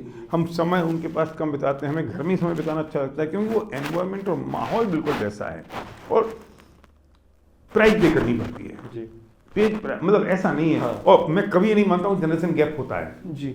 आप क्रिएट करते हो जनरेशन गैप, कि जनरेशन गैप पे इसलिए ऐसा हो रहा है, जनरेशन गैप पे इसलिए ऐसा हो रहा है ही नहीं। आपने क्रिएट किया है। 20-25 साल का एज में गैप होगा, उसमें जैसे कि आपके कहीं लिखा भी है कि 10 साल आप नीचे आ जाओ, 10 साल तो क्या रह गया, तो बराबर हो गया। आपको अप टू डेट रहोगे। 10 साल बड़े दोस्त भी तो होते हैं आपके। हाँ, वो इम्पोर्टेंट होते हैं। तो क्या दिक्कत आ रही है? तो आप भी थोड़े से अपडेट होगे, वे भी थोड़े से नीचे आएंगे, आप भी सोचोगे, तो गैप खत्म हो जाता है। तो वो जो सोच विचार है वो बदलना पड़ता है, और आप उनको इतना फ्री करोगे अपने आप के साथ कि वे कोई भी बात जिंदगी की आपसे कर सकें। आप मानोगे नहीं, जब वो सर्वज्ञ बड़ा हो रहा था और मेरी बिटिया सर्वदर्शी भी बड़ी हो रही थी, तो मैंने उनसे पूछा, तुम जानते हो बच्चे कैसा पैदा होते हैं? ये मैं बताऊं? तो बोले पापा पता है। तो मैंने कहा आज के बाद तुम्हें इस संबंध में कोई बात करनी है मुझसे करोगे, कहीं और इंक्वायरी करने की ज़रूरत नहीं है। मैं हूँ ना। तो बच्चों से मैं नहीं, ये बात गंदी है, ये छोटी बात है, ऐसी बात मत करो। तो फिर वे कहीं और पूछने जाएंगे, कहीं और बात करने जाएंगे, उनको कहीं और मौका मिलेगा, फिर वो करेंगे। दूसरा, हमने जो संस्कार दिए, जिन चीज़ों में हम स्ट्रिक्ट हैं, उन चीज़ों में तो स्ट्रिक्ट हैं, उसमें उनको ही पता है कि इसमें कोई if and but non negotiable है वो। हाँ, नहीं हो सकता, नॉन नेगोशिएबल है, हम भी वो फॉलो करते हैं। बच्चे बिगड़ते तब हैं जब आप उनसे कुछ और कहते हो और आप करते कुछ और हो, तो वो बिगड़ जाते हैं कि यार ये ठीक नहीं चल रहा है, ये कहते कुछ और है, कर कुछ और है। उन्हें पता होगा उन्होंने कहा भी वही और कर भी वही रहे, तो फिर उनकी रेस्पेक्ट आपके लिए धीरे धीरे बढ़ती जाती है। और कुछ ऐसा ज़िंदगी में करना होता है जिससे आपके बच्चे आपको हीरो माने। मैं नहीं चाहता हूँ कि किसी के बच्चे मसल फुलाते हुए या बनियान पहने हुए किसी फिल्मी हीरो के फ़ोटो अपने घर में लगाएं। मैं नहीं चाहता हूँ किसी के बच्चे हेलमेट पहने हुए किसी क्रिकेटर के फ़ोटो अपने घर में लगाएं, किसी अदर नग्न स्त्री के फ़ोटो, फिल्मी हीरोइन के फ़ोटो अपने घर में लगाएं, भी अपने पेरेंट्स के फ़ोटो अपने घर में लगाएं। तो पेरेंट्स को भी ऐसा ज़िंदगी में कुछ करना पड़ेगा जिसके भी अपने बच्चों के रोल मॉडल बने। उन्हें दिखना चाहिए, उन्हें करना चाहिए, उन्हें उनके फादर ने कुछ किया है ज़िंदगी में, तो वो भी उन्हें करना पड़ेगा। वो अगर नहीं करेंगे तो बच्चे क्यों आपको हीरो मानेंगे, वे किसी और को हीरो मानना शुरू कर देंगे। तो वो बहुत ज़्यादा ज़रूरी है। और अब हमारे घर में जो स्पिरिचुअल फ्लो है, जो स्पिरिचुअलिटी है, उसका बहुत बड़ा इम्पैक्ट है इस बात का कि सब एक थॉट में है। और इसकी शुरुआत तब हुई, जो मैं बहुत बेसिक बात और कॉन्क्रीट बात कहूँ, कि सर्वज्ञ को और सिद्धि को सोते सोते कहानियाँ सुनने की आदत थी। अब संध्या सुनाती थी मेरी वाइफ, में तो नहीं फुर्सत मिलती थी। तो एक दिन वो बोली मैं कितनी कहानी सुनाऊँ, सब कहानी ख़त्म हो गई। उनको दादा दादी भी सुनाते थे क्या, तो मैंने उससे कहा तू ना किताब ले ले, मोटिवेशनल बुक, इंस्पिरेशनल बुक, और इन बुक को पढ़ना शुरू कर, तो उसे तो लगेगी कहानी है। और वो बचपन से वो संध्या सुनाती की किताब किताब किताब उनके दिल में जाती गई, और उनको किताब पढ़ने का शौक़ आ गया, किताब पढ़ने की आदत पड़ गई। वो बहुत बड़ा अचीवमेंट हुआ लीडरशिप डेवलप करने का, अपने विचारों को रिफाइन करने का। और आपके बच्चों को अगर पढ़ने की आदत पड़ गई, बच्चों को अगर पढ़ने की हैबिट पड़ गई, तो समझ लेना कि आपकी ज़िंदगी में फिर संस्कारों की कोई कमी नहीं। दोनों की जिम्मेदारी है वो, दोनों जनरेशन की जिम्मेदारी है। और इनफैक्ट बड़े होने के नाते बड़ों की ज़्यादा जिम्मेदारी है। तो बहू भी आ गई, सर्व की वाइफ चेरी भी आ गई, तो वो भी उसी रंग में ढल गई। जब वो घर का माहौल देखती है वैसे ही होती है, तो हमने तो उसको सबसे पहली बार शादी होके आई और उसी रात हमने उसके साथ 3 घंटे की मीटिंग करी और उसको सब बताया हम कैसे हैं, हम क्या चाहते हैं, किससे हमारे क्या रिलेशन है, हमारी एक्सपेक्टेशन ये है, तू बता तेरी क्या है। और वो सब इतनी ट्रांसपेरेंट हो गया। नहीं तो बच्चा बेचारी बहू आए, वो अगले 6 साल तक ये सोचती रहती है ये चाहते हैं, इनका एक्शन क्या है, इनका एक्शन क्या बता रहा है, मैं क्या करूँ, मुझे समझ में नहीं आता। वो कन्फ्यूजन में ज़िंदगी ख़त्म हो जाती है। तो वो 1 to 3 में एकदम साफ बात करके ये हम चाहते हैं और ये हमारी एक्सपेक्टेशन है। और वो आज उससे ज़्यादा वो हमारी बिटिया ज़्यादा बड़ी हो गई है, क्योंकि इसलिए वो माहौल ही पूरा ऐसा हो गया। मेरी माँ भी हैं, मेरे फादर चले गए, बेबी उतने उन्होंने एडजस्ट किया अपनी लाइफ में, जिसमें मैं कहता हूँ ना हर एक को सेक्रीफाइस करना पड़ता है। तो उन्हें बेबी कोई ऐसी प्रॉब्लम क्रिएटर नहीं कि अब भाई चलो 86 साल की हो गई हैं तो अब उनके साथ ये प्रॉब्लम्स हैं, बिल्कुल नहीं है। बेबी उतनी फ्लेक्सिबल है, तो घर इसे ही कहते हैं स्वर्ग बन जाता है। फ्लेक्सिबिलिटी जो है एटीट्यूड में वो मतलब की है उसके लिए। और मुझे लगता है जैसे आपने कहा दोनों जनरेशन ज़रूरी है, बड़ों की ज़्यादा मतलब जिम्मेदारी। मैं जिस बैकग्राउंड से आता हूँ मैंने देखा है कि वहाँ पे एसेंशियली आप रिस्पेक्ट डिमांड करते हो on the basis of age, कि मैं बड़ा हूँ, नहीं, जो कि टेक्निकली स्पीकिंग एज जो है वो बायोलॉजिकल फिनोमिना है, right. वो अचीवमेंट नहीं है, नहीं। मतलब समझ लो अकम्पलिशमेंट नहीं है। मतलब मुझे लगता है कि मैं भी तो 40 का तो हो ही गया हूँ, मुझसे भी छोटे हैं। अब सडनली मैं किसी को बोलूँ मेरा रिस्पेक्ट करो, क्यों करो? मतलब भाई अगर मैंने कुछ अच्छा किया है तुमको लगता है तो कर लो, नहीं किया तो कोई बात नहीं। मतलब वो एज के आधार पे मैं रिस्पेक्ट नहीं मांग सकता। नहीं मांग, you can not demand the respect, you can only earn the respect. Earn करना पड़ेगा। और कभी ना अपने बच्चों को गले लगाओ, सीने से लगा के उसका माथा चूमो, उससे बोलो बेटा आई लव यू। कब से नहीं किया आपने अपने बच्चे के साथ? अपनी बेटी के साथ आपने कब से नहीं कहा कि बेटा आई लव यू? नहीं बोला। हम कम्युनिकेट नहीं करते हैं, हम बोलते नहीं हैं। वो भाव होना काफ़ी नहीं है, हाँ, आपको कम्युनिकेट करना पड़ेगा। आप कितने ईमानदार हैं उससे ज़्यादा जरूरी है कि लोगों को पता हो कि आप ईमानदार हो। आप अपनी पत्नी से कितना प्यार करते हो उससे ज़्यादा जरूरी है पत्नी को पता हो कि आप प्यार करते हो। बच्चों को अपनी भावनाएं बताओ, कहो, बोलो। आपसे गलती हो जाए तो आप माफ़ी मांग लो। तो बच्चों से गलती होगी, बच्चे कल आपसे माफ़ी मांग लेंगे। होते हैं, हमारे घर में भी बातें होती हैं, झगड़े हो जाते हैं, रात को हो जाते हैं, सुबह बैठ के सभी दूसरे से माफ़ी मांग लेते हैं, गले मिल लेते हैं, हंस लेते हैं, खेल लेते हैं, फिर रोएंगे हो जाते हैं, क्योंकि सबको पता है कि इंटेंशन प्योर है। और इसमें सबकी जिम्मेदारी है, एक की नहीं। Right from my mother to youngest, हाँ, वो सबकी जिम्मेदारी बनती है और सब एक दूसरे की का ख्याल रखते हैं। हम पिक्चर भी जाते हैं ना, सब साथ जाते हैं, किसी को अकेला जाने का अधिकार नहीं है। और अगर चेरी कलकत्ता में चली भी जाएगी तो यहाँ आके उसे दोबारा जाना पड़ेगा, क्योंकि सजा है कि अकेले क्यों गई, कोई बात नहीं, दोबारा जा।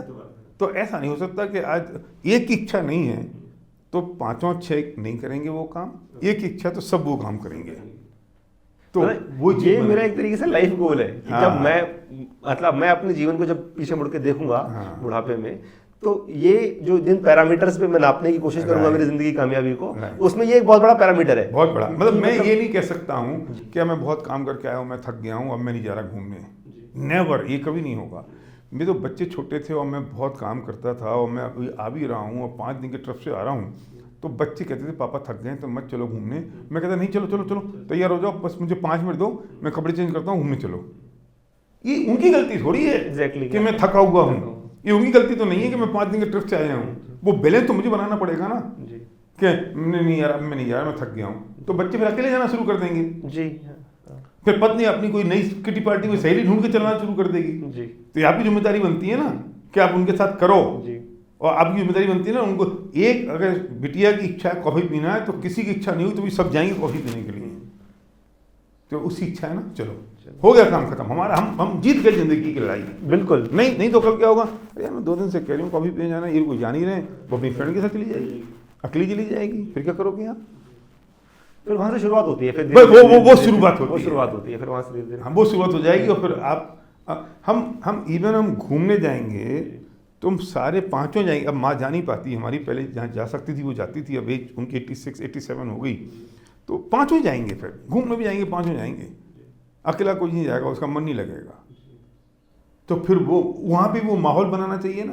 मैं कहता हूँ बहू ये नहीं पहन सकती, बेटी ये नहीं पहन सकती, तो तुम घर बैठो। फिर वही बात है, सही बात है, या तो आप घर बैठो या मैं घर बैठ जाती हूँ, कोई फिर ये हो जाता है। तो वो इसलिए मैं कहता हूँ वो एडजस्टमेंट, वो और फिर वो आपको ये नहीं लगना चाहिए कि मैंने एडजस्टमेंट किया, ये नहीं लगना चाहिए मैंने सेक्रीफाइस किया, वो पार्ट ऑफ लाइफ हो जाना चाहिए कि नहीं ठीक है ना, अच्छा तो चलो। वही वो जो विचार है वो आप मतलब वो आपको एक्चुअल में आत्मसात करने पड़ेंगे, आपको अपने अंदर कि मैं ऐसा ही हूँ, कि मैं दिखाने के लिए कि मुझे प्रोग्रेसिव दिखना है इसलिए मैं मेरी बेटी या बहू को अलाउ करूंगा कपड़े पहनना, वो नहीं होता है। मतलब वो आपको कि अदरवाइज दुनिया क्या बोलेगी कि तो रिग्रेसिव माइंडसेट। मेरी शादी हुई तो मेरे फादर ने मतलब 33 साल पहले मेरी माँ ने संध्या से कहा, बेटा तुम्हें जो कपड़े जैसे पहनने हो अपने हिसाब से पहनना, हमारा विकल्प मत करना। संध्या ने अगले 20 साल तक साड़ी पहनी, वो उसकी सोच थी, पर उनकी तरफ से कोई बात नहीं थी। नहीं ऐसा नहीं हो सकता, नहीं तो वो पहले दिन ही दूरियां बनना शुरू हो जाती हैं। और ये सब मर्यादाएं किस चीज़ के लिए? व्यवहार के लिए, रिलेशनशिप के लिए, प्यार मोहब्बत के लिए है या दिखावे के लिए है? जी इसलिए मर्यादाओं को एप्रिशिएट करो, बच्चों को एप्रिशिएट करो। हम अरे यार इनको क्या करना है, तो बच्चे ही हैं, क्यों नहीं करना उनको एप्रिशिएट? क्यों नहीं उनको एडिफाई करना है? क्यों नहीं उनके बारे में 4 शब्द बोलना है? क्यों नहीं उनको प्रशंसा करना है? करना पड़ेगी ना। आपने कब से नहीं किया अपने बच्चों की को एडिफाई? कब से बच्चों को आपने प्रमोट नहीं किया? बच्चों को थोड़ा बाई एंड लार्ज फैमिली को, मतलब मैंने देखा है फैमिली, हाँ मतलब फैमिली इन द सेंस पत्नी को, मतलब पेरेंट्स को, बिल्कुल सबकी जिम्मेदारी है ये सीखना पड़ेगा। होपफुली मतलब मैं कुछ कोशिश करूंगा सीखने की, इम्प्लीमेंट करने की, मोर इम्पोर्टेंटली इम्प्लीमेंट करने की, और होपफुली शायद मतलब ज़िंदगी में कुछ कर पाए। आपका शमशेर, आपने जो चैनल शुरू किया है ये बहुत अच्छा किया है, और जिस तरह की बात क्वेश्चन आपने पूछे और जिस तरह की आपकी थॉट है और जो चाहते हो कि लोगों की ज़िंदगी में फ़र्क पड़े, निश्चित तौर पर आप अच्छा काम कर रहे हो।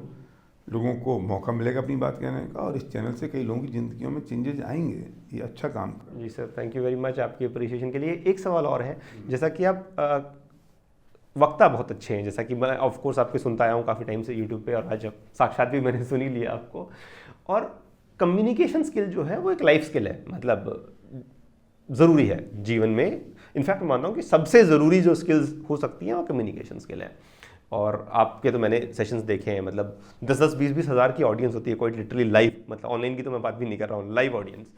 तो कुछ बेसिक टिप्स जो कोई भी आदमी कम्युनिकेशन स्किल्स को, चाहे वो स्टेज पे वक्ता हो या नॉर्मल बेसिक दैनिक जीवन में जो कम्युनिकेशंस होते हैं, कैसे सुधार सकता है?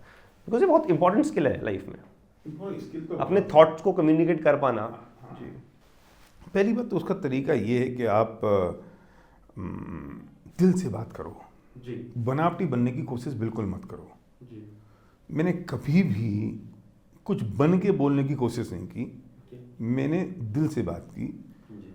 और दूसरी बात कि आप बिल्कुल फ्री हो जाओ जब आप स्टेज पे पहुंचो, तब फ्री होने का, फ्री बिल्कुल मन से फ्री हो जाओ, दिमाग से फ्री हो जाओ, अपनी बॉडी लैंग्वेज से फ्री हो जाओ, और फिर जब आप बात करते हो तो बहुत इम्पैक्टफुल होते हो। कॉन्शियस नहीं होना, मतलब कॉन्शियस नहीं होना चाहिए। फिर लोग कहते नहीं मुझे ऐसे बोलूँ, मैं ऐसे हाथ करूँ, मैं ऐसे करूँ, जैसे जा रहे हैं हाथ जाने दो, जैसी जवान जा रही है जाने दो, उस फ्लो में जाने दो।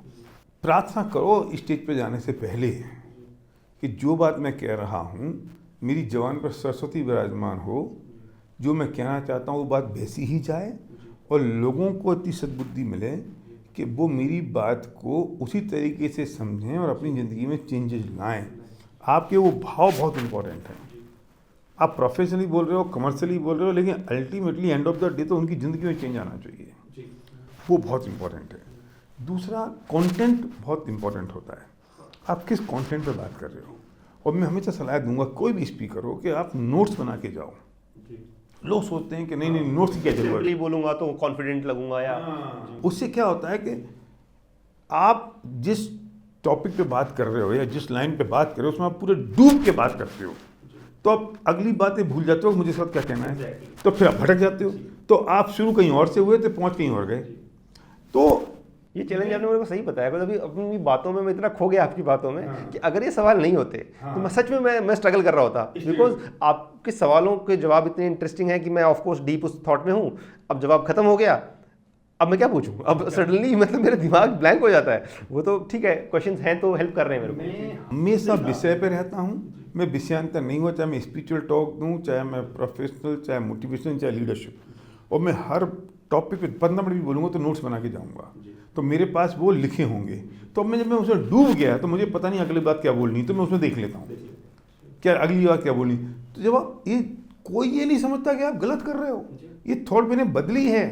लिख के जाना आपकी ज़्यादा सिस्टमेटिक और स्टडी बेस्ड होने की निशानी है। निशानी है कि आपने प्रिपरेशन की है। मतलब ऐसा नहीं कि आप उसे टाइम एंड एफर्ट दिया। हाँ, आप उसे पढ़ रहे हो, आप बस नोट्स तो होने चाहिए। नोट्स नहीं होंगे तो आप प्रिपेयर नहीं हो। तो आप, मैंने ऐसे स्पीकर देखे वो शुरू कहीं और करते हैं, पहुंच कहीं और जाते हैं, उन्हें मालूम ही नहीं होता वो क्या बात करनी है उनको। तो नोट्स होने चाहिए, आप उन नोट्स को देख के बात करो, पूरी तैयारी होनी चाहिए। आप बोलने से पहले आपको कंटेंट तैयार होना चाहिए और लोगों से कनेक्ट होना चाहिए। 10,000 लोग हों चाहे 10 आदमी हो, उनकी आंखों में आंख डाल के बात होना जरूरी है, तब वो आपको कनेक्ट कर पाते हैं। इतनी बड़ी ऑडियंस में आंखों में आंख डालना मतलब कैसे? आंखों में आंख डालना, एक बार तो एक ही आदमी में आंख डाली जाती है, वो चाहे 10,000 हो और चाहे 10 हो। और जब आपको वो एटीट्यूड होता है कि मुझे आंख में आंख डाल के बात करनी है, तो वो सब 10 एक की आंख में डालोगे, 10,000 सोचेंगे हमसे बात कर रहे हो, हमारे हाथ में आंख में आंख डाली है। और आपको बनावटी बात करने की ज़रूरत नहीं है, ग्रासरूट लेवल पे रियलिटी में बात करने की ज़रूरत है। और उदाहरण भी आपके वो होने चाहिए जो उदाहरण ज़मीन पर बिखरे हुए हों। सुबह से शाम तक के जो लोगों की ज़िंदगी के उदाहरण हैं, उदाहरणों से आप बात करोगे तो आप बाय डिफ़ॉल्ट अच्छे स्पीकर हो जाओगे, आपको सोचने की ज़रूरत ही नहीं है। पर पढ़ना बहुत पड़ेगा, पढ़ने की आदत डालनी पड़ेगी। आप कहोगे मुझे सब आता है, नहीं होता। 100 किताबें पढ़ोगे तब जाके कोई आपकी 1 घंटे की टॉक तैयार हो पाती है। वो मतलब मैंने कहा you can't become a writer until you read. Yes, you can. आप पढ़ते नहीं हो, आप लिख नहीं सकते हो। ये मैं भी मतलब एक्सपीरियंस कर रहा हूँ कि you can't become a podcaster until you listen to podcast. मतलब एज इन लाइक जब तक आपने 10-20 दुनिया के बड़े बेहतरीन पॉडकास्टर को सुन नहीं लिया, तब तक आप बन नहीं सकते। फिर आपकी अपनी थॉट बनना शुरू हो जाती है। वो अंग्रेजी में कहावत है कि when you merge multiple point of views you actually reach a view point। समझ रहे ना? तो वो ज़रूरी है, वो बहुत ज़रूरी है। नॉलेज के बिना कंटेंट नहीं है, और कंटेंट के बिना फिर स्पीच नहीं है। मतलब डिलीवरी नहीं है, स्पीच नहीं है, कॉन्फिडेंस नहीं है, कुछ भी नहीं है। जी, थैंक यू सर, आपने इतना कुछ बताया, अपनी बातें, अपना वक्त साझा किया। जैसा कि आपने अभी बात की थी मेंटर की, और आपने कहा था ना कि यूट्यूब से तो दुनिया सीखने की कोशिश कर रही है। इनफैक्ट जैसा कि मैंने पहले भी कहा कि ये पॉडकास्ट शुरू करने का पर्पज़ ही वही था कि गूगल पे हर चीज़ का आंसर नहीं है, और अगर आंसर है भी तो उसे समझ पाना, फिल्टर कर पाना अपने आप में चैलेंज है। और इसीलिए मैंने सोचा कि प्रबुद्ध जनों से सीखा जाए, आप जैसे लोगों से सीखा जाए। तो आप आए, आपने अपना इतना वक्त दिया, अपना ज्ञान दिया, अपनी बातें साझा करी। बहुत बहुत थैंक यू, बहुत बहुत धन्यवाद sir. And I am very very confident कि जो ऑडियंस है इनको इससे काफ़ी कुछ सीखेगी, उनकी ज़िंदगी में काम आएगा। Thank you so much, thank you so much, thank you. Hi, thanks for watching. Episode पूरा देखने के लिए आपका बहुत बहुत धन्यवाद। आई होप आपको पसंद आया। अगर हाँ तो प्लीज़ अपने दोस्तों से शेयर कीजिए, और अगर ना तो प्लीज़ अपना फीडबैक हमें कमेंट्स में दीजिए, हम इम्प्रूव करने की कोशिश करेंगे।